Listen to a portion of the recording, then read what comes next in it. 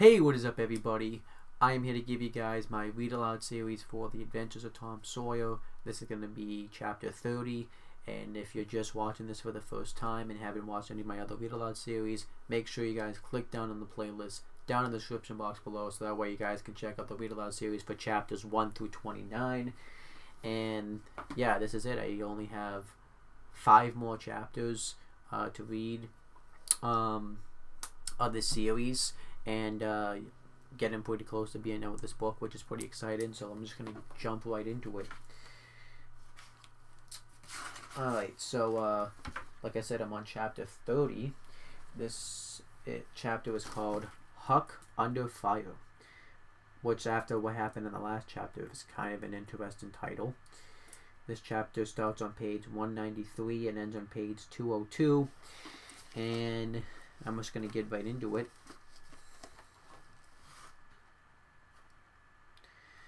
Didn't even open up to the right thing.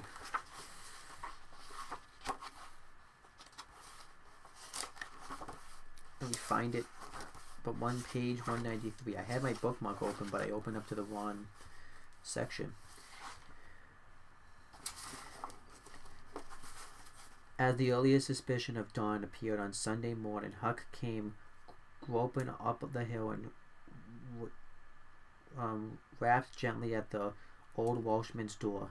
The inmates were asleep, but it was a sleep that was set on a hair trigger on account of the exciting episode of the night. A call came from a window. "Who's there?" Huck's scared voice answered in a low tone. "Please let me in. It's Huck Finn. It's only Huck Finn. It's a name that can open this door, night or day. Lady and welcome." These were strange words to the vagabond boy's ears, and the pleasantness he had ever heard. He could not recollect that the closing word had ever been applied in his case before. The door was quickly unlocked, and he entered. Huck was given a seat, and the old man and his brace of tall sons speedily dressed themselves. "Now, my boy, I hope you're good and hungry, because breakfast will be ready as soon as the sun's up, and we'll have a piping hot one, to make yourself easy about that. And the boys, hoped you'd turn up and stop here last night." "I was awful scared," said Huck, "and I run I took when the pistols went off, and I didn't stop for 3 miles. I've come now because I wanted to know about it, and I come before daylight because I didn't want to run across them devils, even if they was dead." What the hell's going on? "Well, poor chap, you do look as if you had a hard night of it, but there's a bed here for you when you've had your breakfast. Now, they ain't dead, lad. We're sorry enough for that. You see, we knew right where to put our hands on them by your description, so we crept along on tiptoe till we got within 15 feet of them, dark as a cellar that stomach path was, and just then I found I was going to sneeze." Oh, so this is like after it happened. "It was the meanest kind of luck. I tried to keep it back, but no use. 'Twas bound to come, and it did come. I was in the lead with my pistol raised, and when the sneeze started, those scoundrels are rustling to get out of the path. I sung out, 'Fire, boys,' and blazed away at the place where the rustling was. So did the boys, but they were off in a jiffy, those villains, and we after them down through the woods. I judge we never touched them. They fired a shot apiece as they started, but their bullets whizzed by and didn't do us any harm. As soon as we lost the sound of their feet, we quit chasing and went down and stood up the constables. They got a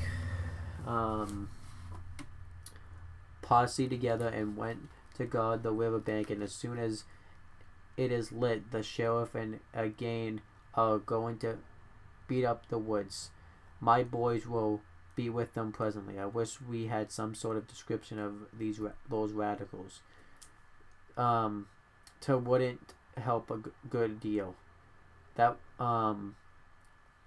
but you couldn't see what they were like in the dark, lad, I suppose. Oh yes, I saw them downtown and followed them. Splendid. Describe them, my boy. One's the only deaf and dumb Spaniard that's been around here once or twice, and to others a mean-looking, ragged. That's enough, lad. We know the men. Happened on them in the woods back of the windows one day, and they slunk away. Off with you, boys, and tell the sheriff, get your breakfast tomorrow morning.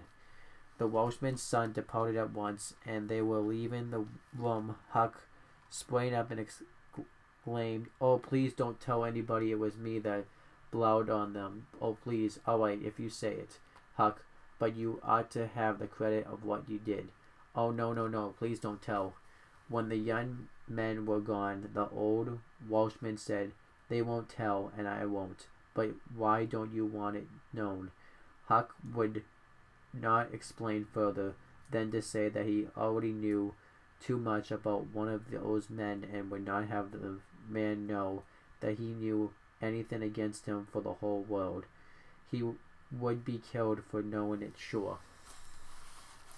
The old man promised secrecy once more and said, "How did you come to follow these fellows, lad? Were they looking suspicious?"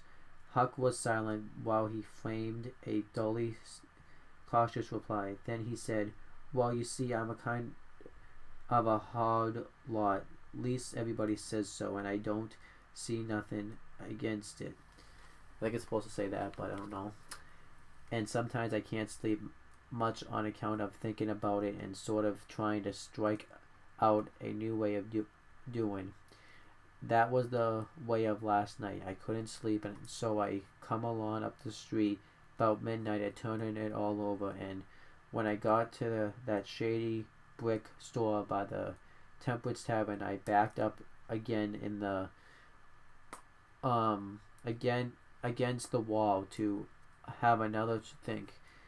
We just then along comes these two chaps slipping along close by me with something under their arm, and I reckon they'd stole it. One was smoking, and the other one wanted a light, so they stopped right before me, and the cigars lit up their faces, and I see that the big one was the deaf and dumb Spaniard by his white whiskers and the patch on his eye, and the other one was a rusty, ragged, looking devil. Could you see the rags by the light of the cigars? This staggered Huck for a moment, then he said, "Well, I don't know, but somehow it seemed as if I did."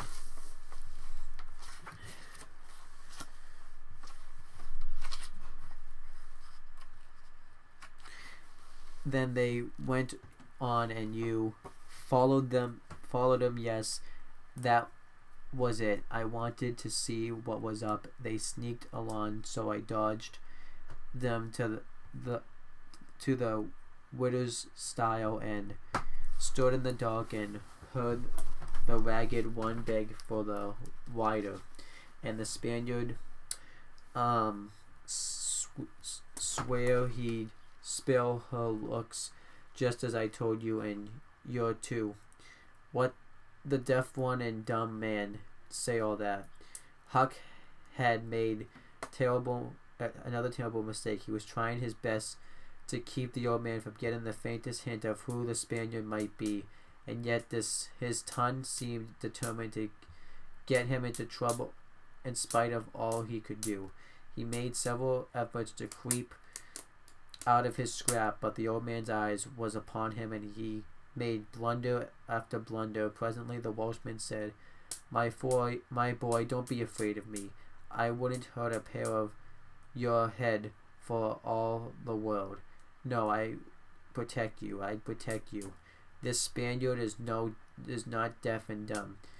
You've let that slip without intending it. You can't cover that up now. You know something about that Spaniard that you want to keep dark. Now trust me. Tell me what it is, and trust me, I won't betray you. Something seems sketchy here. Huck looked into the old man's honest eyes a moment, then bent over and whispered in his ear, "'Tain't the Spaniard, it's Injun Joe." The Welshman almost jumped out of his chair in a moment. He said, "It's all plain enough now. When you talk about noching ears and slitting noses, I judged that was your own embellishment, but white men don't take that sort of revenge. But an Injun, that's a different matter altogether."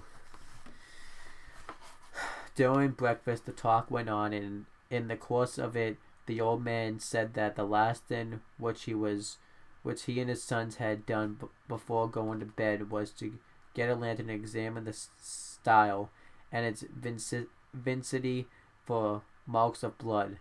They found none, but captured a bulky bundle of what?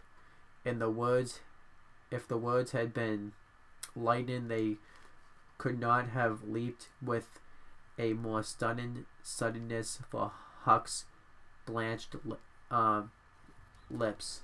His eyes were staring wide now, and his breath suspended, waiting for the answer. The Welshman stared in return.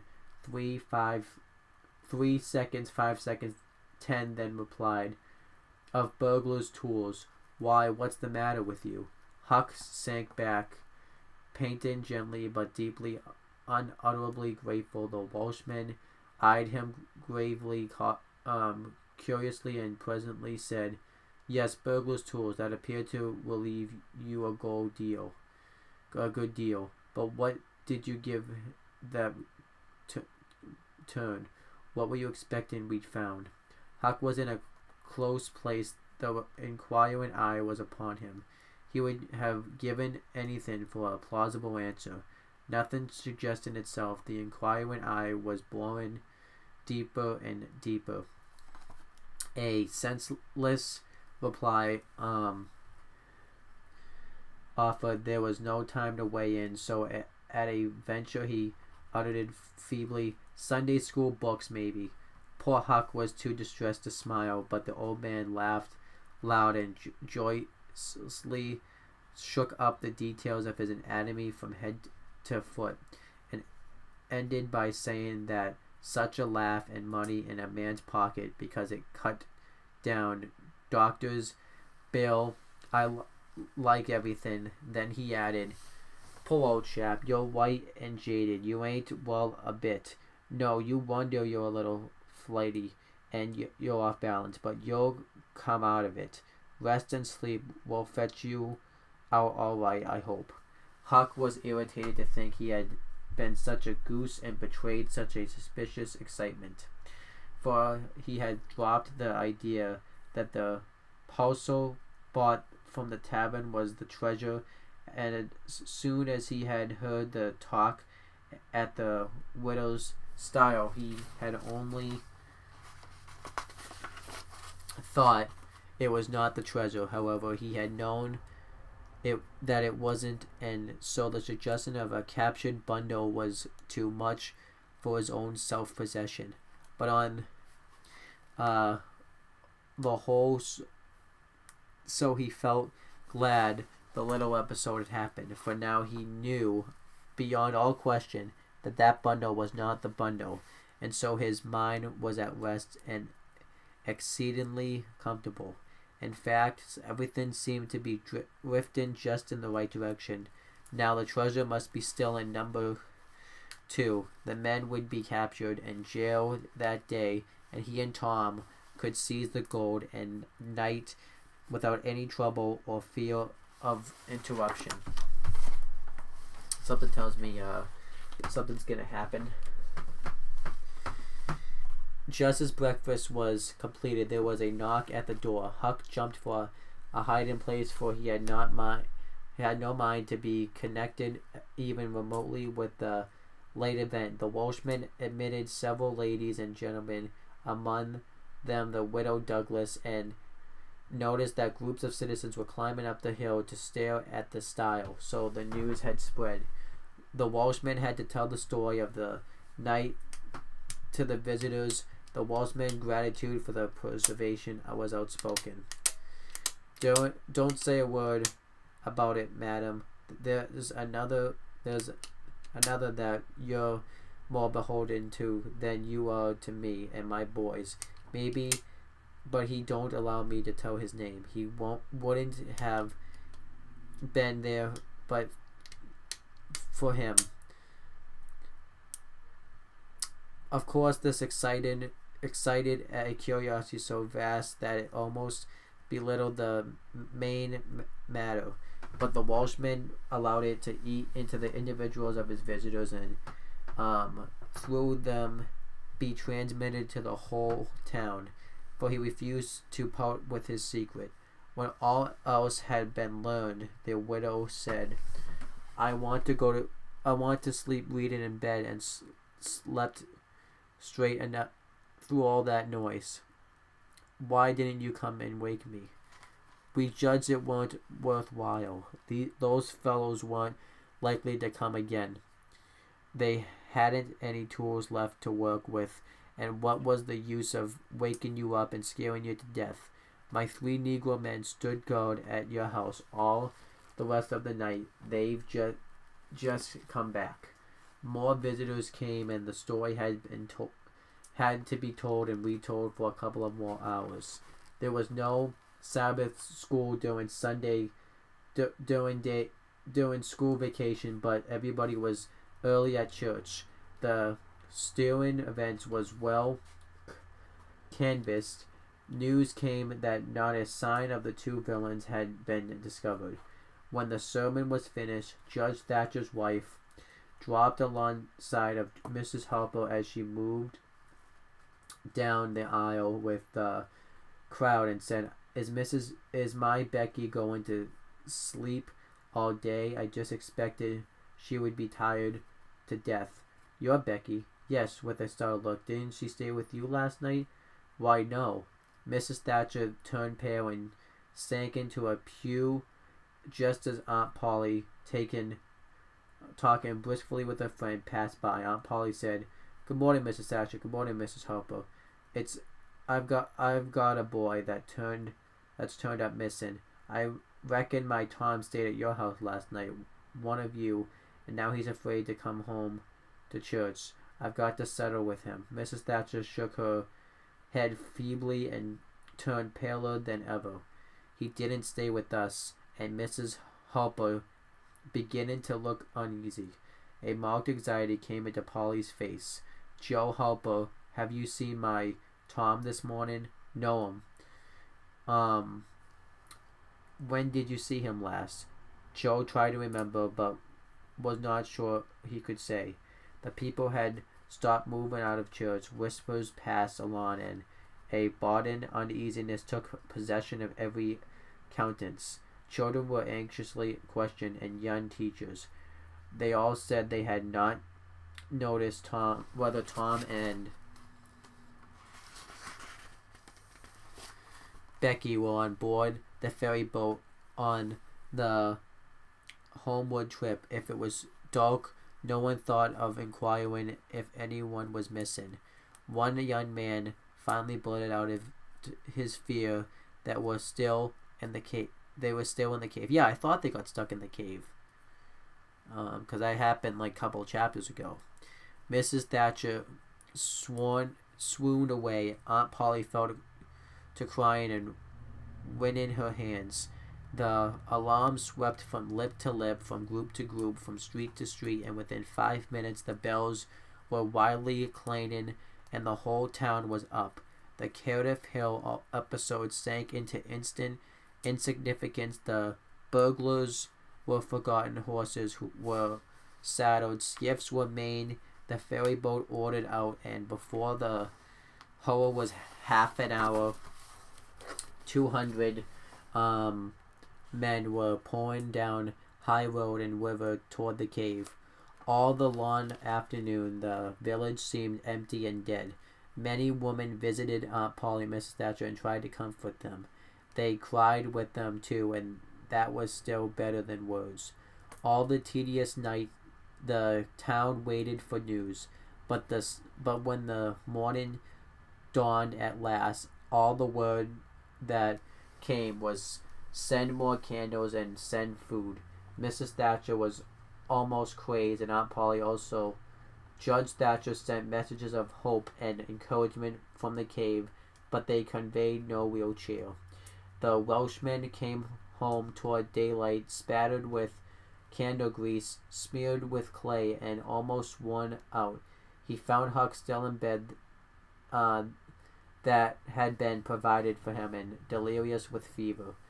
The physicians were all at the cave, so the widow Douglas came and took charge of the patient. She said she would do her best by him, because whether he was good, bad, or indifferent, he was the Lord's, and nothing that was the Lord's was a thing to be neglected. The Welshman said Huck had good spots in him, and the widow said, "You can depend on it. That's the Lord's milk. He don't leave it off. He never does. Put it somewhere on every creature that comes from his hands." Early in the afternoon, parties of jaded men began to straggle into the village, but the strongest of the citizens continued searching. All the news that could be gained was that remoteness of the cavern were being ransacked that had never been visited before, that every corner and crevice was going to be thoroughly searched, that whenever one wandered through the maze of passages, lights were to be seen flitting hither and thither in the distance, and shoutings and pistol shots sent their hollow reverberations to the ear down the somber aisles. In one place, far from the section usually traversed by tourists, the names Becky and Tom had been found traced upon the rocky wall with candle smoke, and near at hand a grease-soiled bit of ribbon. Mrs. Thatcher recognized the ribbon and cried over it. She said it was the last relic she should ever have of her child, and that no other memorial of her could ever be so precious, because this one parted latest from the living body before the awful death came. Some said that now and then in the cave a faraway speck of light would glimmer, and then a glorious shout would burst forth, and a score of men go trooping down the echoing aisle, and then a sinking disappointment always followed. The children were not there. It was only a searcher's light. 3 dreadful days and nights dragged their tedious hours along, and the village sank into a hopeless stupor. No one had heard for anything. The accidental discovery just made that the perpetrator of the Tempest Tavern kept liquor on his premises scarcely fluttered the public pulse, tremendous as the fact. In a lucid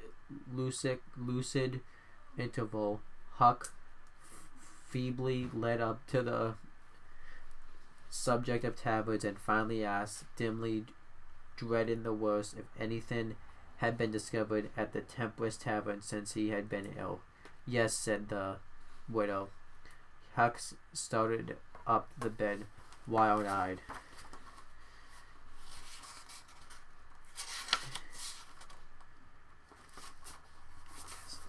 What was it? Liquor and the place has been shut up. Lie down, child. What a turn you did give me. You'll only tell me just one thing. Only just one, please. What was it, Tom Sawyer, that found it? The widow burst into tears. Hush, child. Hush, child, hush. I've told you before, you must not talk. You are very, very sick. Then nothing but liquor had been found. There would have been a great pile if it had been the gold. So the treasure was gone forever, gone forever. But what could she be crying about?